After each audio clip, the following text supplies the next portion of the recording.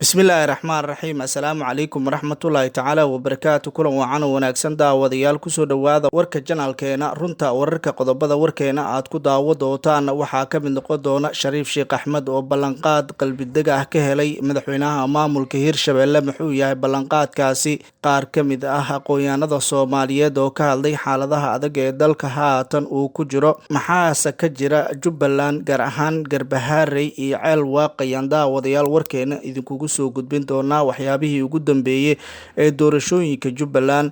Sidoo kale waxaan warkeena kusoo qaadan doonaa mid ka mid ah musharaxiinta xilka madaxweynaha Soomaaliya oo ka hadlay doorashada Soomaaliya waqtiga rasmiga ah ee soo gabagaboobi karto.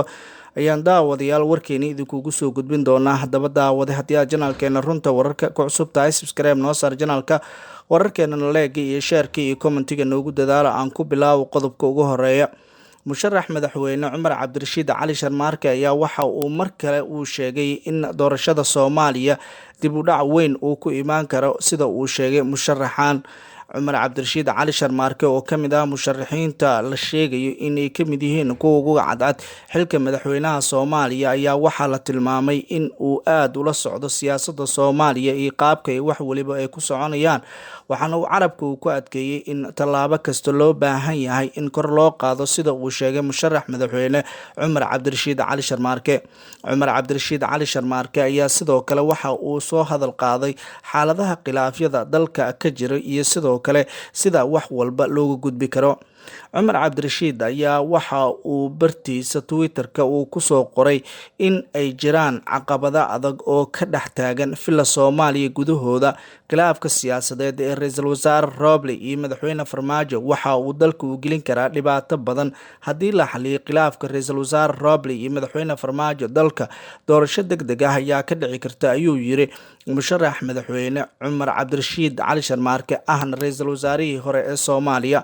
Cumar Cabdirashiid ayaa ka mid ah shakhsiyaadka haatan rajada ugu jirto doorashada Soomaaliya, doonayana inay ku guuleystaan xilka madaxweynaha Soomaaliya.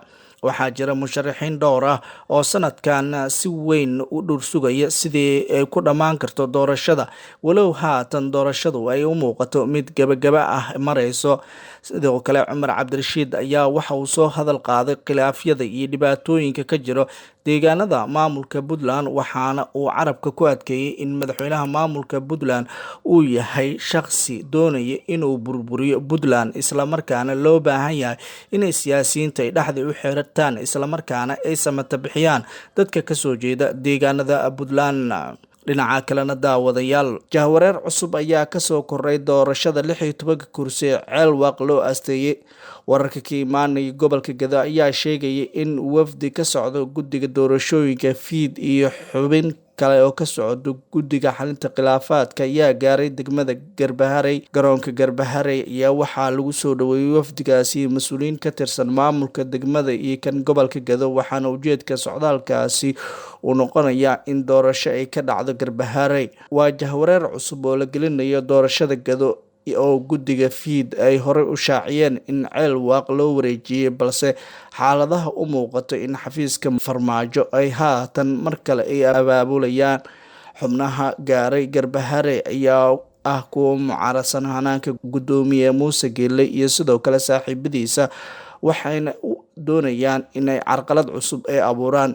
Dhinaca kale, diyaaradaha rakaabka ayaa la sheegay inay diideen in ay duulimaad u sameeyaan Ceel Waaq. Arrimahaasi ayaa culeys kala keenaya. Shirkadaha diyaaradaha ayaa markii hore shacabka u qaadi jiray Ceel Waaq, iyagoona geyn jiray halkaasi, waxayna si cad isaga diideen in ay guddiga FID ay qaadaan, islamarkaana taasi u muuqanayso in culeys cusub durbaba ay ka dhex bilaabanayso doorashada Garbaharey. Doorashadii lagu madlansanaa in Ceel Waaq ka dhacdo ayaa haatan waxay u muuqanaysaa in jahwareer cusub oo durbaba soo galay.